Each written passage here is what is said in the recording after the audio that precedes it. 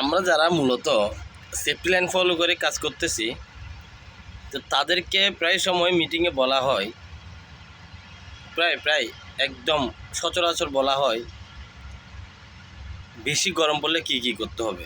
তো আমাদেরকে যেটা বলা হয়েছে আমরা সেটা আপনাদের মাধ্যমে পুরো যারা আরব কান্ট্রিতে আছে তাদেরকে নিউজটা দিতে চাই। হেলমেটটা অবশ্যই থাকবে, যা যা করণীয় হেলমেট অবশ্যই হেলমেট এটা রাখতে হবে। হেলমেট ছাড়া কেউ বাইরে যাবেন না এই গরমের ভিতর। এরপর শু তো লাগবে, সেফটি শু অবশ্যই শু খুলবেন না। সেফটি গরমের সময় এই সেফটি শুটা খোলাটা ভালো না, খুলবেন না।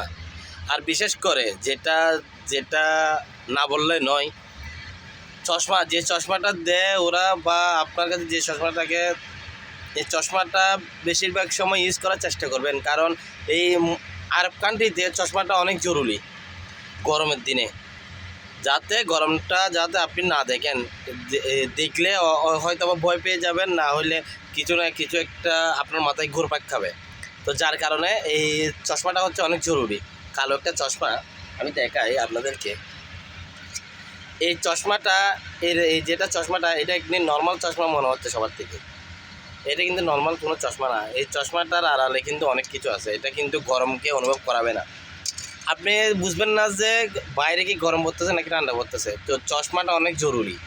হ্যাঁ, আর বিশেষ করে আরেকটা কথা হচ্ছে যে যখন বেশি গরম পড়বে তখন কেউ মাথায় পানি ঢালবেন না, যেটা আমাদের ওখানে সেফটিতে বলা হয় সব সময় এই কথাটা।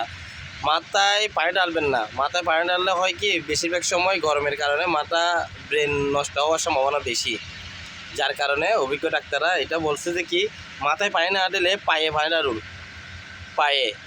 হ্যাঁ, কোনো দিকে গিয়ে বা পানি যেখানে আছে ওখানে গিয়ে 2 মিনিট 3 মিনিট পায়ে পানি ঢালুন, আর বেশি বেশি করে পানি পান করুন।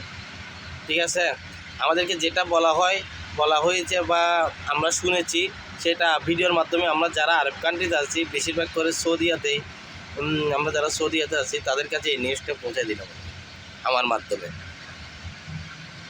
তো সবাই এই পর্যন্ত ভালো থাকবেন। 4টা মাস গরম পড়বে, এই গরমের ভিতরে কেউ কাঁপড়াবেন না, দয়া করে কেউ টেনশন নিয়ে কাজে যাবেন না।